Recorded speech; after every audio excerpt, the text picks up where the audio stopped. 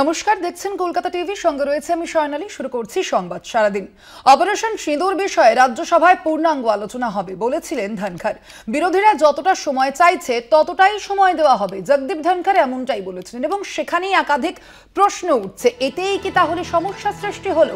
আমরা জানি যে গতকাল থেকেই কিন্তু ইতিমধ্যেই বাদল অধিবেশন শুরু হয়েছে সংসদের এবং সেই অধিবেশন চলাকালীনই রাজ্যসভায় এ বিষয়ে আলোচনার কথা জানিয়েছিলেন বিরোধীরা এবং অপারেশন সিঁদুর বিষয়ে রাজ্যসভায় পূর্ণাঙ্গ আলোচনা হবে বলে জানিয়েছিলেন জগদীপ ধনখড়। এবং যদিও এর মধ্যেই আমরা কিন্তু একেবারে নাটকীয়ভাবে পদত্যাগ করতে দেখেছি জগদীপ ধনখড়কে। ইতিমধ্যে রাষ্ট্রপতি দ্রৌপদী মুর্মুর কাছে তিনি একটি চিঠিও পাঠিয়েছেন, তার সেই ইস্তফাপত্র তিনি পাঠিয়েছেন এবং গ্রহণ করা হয়েছে।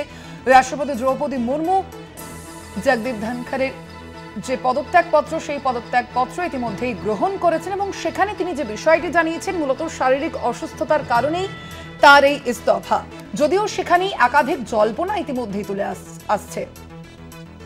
একদিকে যেমন রাজনৈতিক দলের নেতৃত্বরা, একদিকে যেমন তারা বলছেন যে এক্ষেত্রে জল্পনা রয়েছে, তার পাশাপাশি তার শারীরিক সুস্থতাও কামনা করেছেন। তবে আচমকা এই সিদ্ধান্ত কেন নিলেন জগদীপ ধনখড়, সে বিষয়ে কিন্তু একাধিক প্রশ্নচিহ্ন ইতিমধ্যেই উঠছে।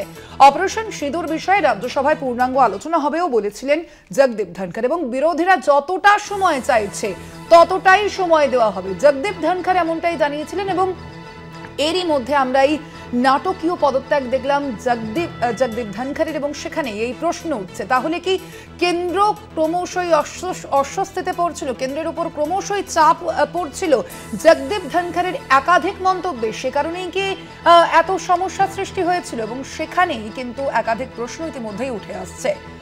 বিজনেস অ্যাডভাইজারি কমিটির মিটিং এ ছিলেন না নাড্ডা এবং রিজিজু, কেন দুজনেই কমিটির বিকেল 4:30 মিটিং এ অনুপস্থিত হলেন, উঠছে সেই প্রশ্ন।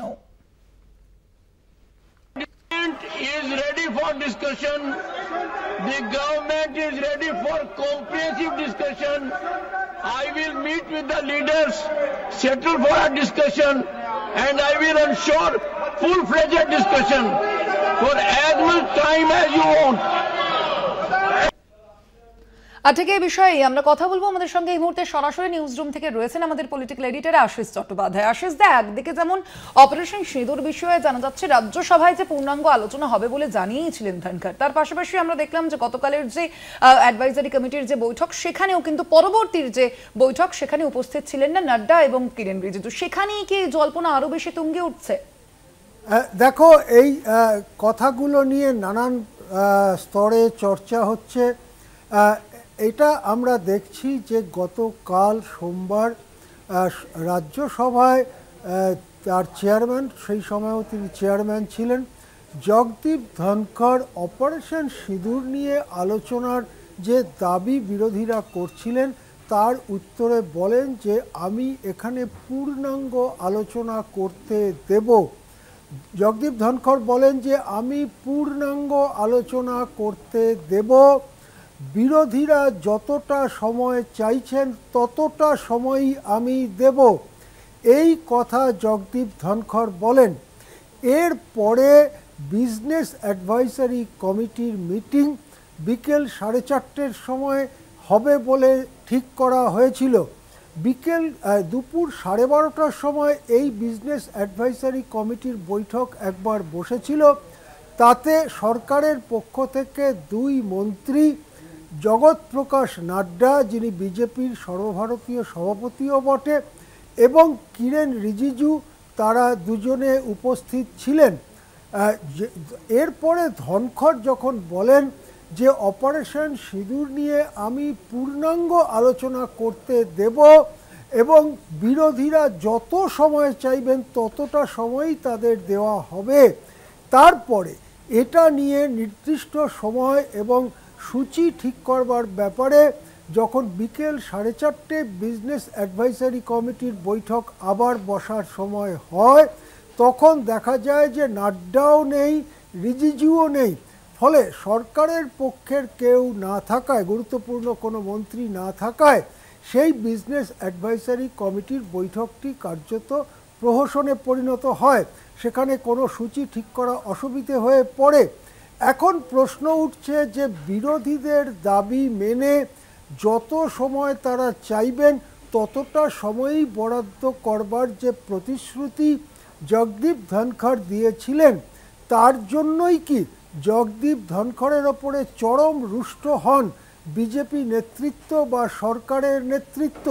তার কারণ, এই কথাটা ভাবার কারণ হচ্ছে এই যে দুপুর 12:30টার বৈঠকে দুজনই থাকলেন, নাড্ডা এবং রিজিজু। 4:30টার বৈঠকে তারা অনুপস্থিত হয়ে বৈঠকটাকে কার্যত ভণ্ডুল করে দিলেন। কি ঘটেছিল এই সময়ের মধ্যে? অর্থাৎ যে অপারেশন সিঁদুর সংক্রান্ত আলোচনার ব্যাপারে যে দাবি বিরোধীরা তুলছে, যে দাবি এর আগে আরও জোরালোভাবে তোলা হয়েছিল যখন দাবি করা হয়েছিল যে সংসদের বিশেষ অধিবেশন ডেকে এই ভারত পাক সংঘর্ষ এবং পহেলগাম হত্যাকাণ্ড নিয়ে আলোচনা করা হোক, তখন সেই বিশেষ অধিবেশনের দাবিকে আমল না দিয়ে অস্বীকার করে, কার্যত খারিজ করে বাদল অধিবেশনের সূচি জানিয়ে দেওয়া হয়েছিল। সেই বাদল অধিবেশনে আবার যখন ওই একই দাবি, পহেলগাম হত্যাকাণ্ড এবং অপারেশন সিঁদুর নিয়ে আলোচনার দাবি ওঠে, সরকারের পক্ষ থেকে জানানো হচ্ছিল যে এ ব্যাপারে সরকারের তেমন কোনো আপত্তি নেই। রবিবার সংসদের অধিবেশন শুরু হওয়ার ঠিক আগের দিন কিরেন রিজিজু এই কথা জানিয়েছিলেন। সোমবার খোদ প্রতিরক্ষা মন্ত্রী রাজনাথ সিংহ এই কথা জানিয়েছিলেন, কিন্তু তারা জানিয়েছিলেন যে তাদের কোনো বিষয়েই আলোচনা করতে, পূর্ণাঙ্গ আলোচনা করতে আপত্তি নেই। সরকার পক্ষ নিশ্চয়ই চাইবে যে এই যে আলোচনা করতে দেওয়া হচ্ছে, এটা সরকারের বদান্যতা বা সরকার কত নমনীয় সেই জন্য সরকার আলোচনা করতে দিচ্ছে। অর্থাৎ এই যে আলোচনা করতে দেওয়ার যে কৃতিত্বটা, সেইটা সরকার নিজের ঘরে তুলতে চাইছিল।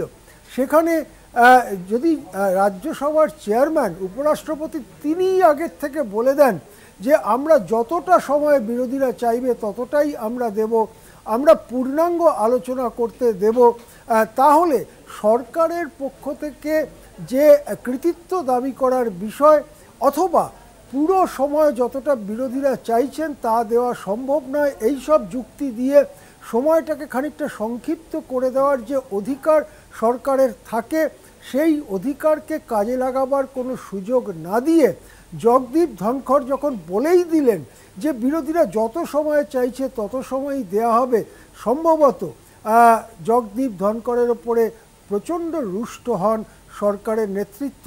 এই রকম একটা তত্ত্ব সামনে আসছে এবং এই তত্ত্বটার সঙ্গে দুটি ঘটনা মিলিয়ে দেখার সুযোগ রয়েছে। সেটা হচ্ছে 12:30টার সময় নাড্ডা এবং রিজিজু দুজনেই ছিলেন, 4:30টার সময় দুজনেই কোট আনকোট জরুরি কাজে তারা ব্যস্ত হয়ে পড়েন এবং তারা অনুপস্থিত হয়ে যান এবং কার্যত সেই বিএ কমিটির বৈঠকটি ভণ্ডুল করে দেন। এর থেকে বোঝা যাচ্ছে যে ধনখড়কে চেয়ারম্যান রেখে বিজনেস কিভাবে চলবে, কি সময় কারা পাবেন, সেই সব সময় বরাদ্দ করা ইত্যাদি ব্যাপারে আর এগোতে চাইছিল না সরকার পক্ষ। এই রকম একটা তত্ত্ব সামনে আসছে। সেক্ষেত্রে হয়তো সরকারের পক্ষ থেকে দুপুরবেলাতেই ধনখড়কে যথেষ্ট ইঙ্গিত দেওয়া হয়, তারপরে 4:30টার সময় সত্যি দুই প্রভাবশালী মন্ত্রী তারা অনুপস্থিত হয়ে যান। এরপরে সন্ধেবেলা গোটা পরিস্থিতিটা সম্পর্কে জগদীপ ধনখড় আরেকটু বুঝে নিয়ে পদত্যাগ করার সিদ্ধান্ত নেন, যে পদত্যাগপত্র আজ মঙ্গলবার সকালেই গৃহীত হয়েছে। সুতরাং ওই যে কথা যে অপারেশন সিঁদুর নিয়ে পূর্ণাঙ্গ আলোচনা হবে, বিরোধীদের যত সময় চান তারা দেয়া হবে, এই কথাই কি শেষ পর্যন্ত জগদীপ ধনখড়ের ভাগ্য সিল করে দিয়েছিল? সেই প্রশ্নটাও কিন্তু রাজনৈতিক চর্চার বিষয় হয়ে ঘুরছে সারা দেশে। হ্যাঁ, একেবারেই আশিস, ধন্যবাদ আপনাকে। আমরা কথা বলছিলাম, আমাদের সঙ্গে সরাসরি ছিলেন আমাদের পলিটিক্যাল এডিটর আশিস চট্টোপাধ্যায়।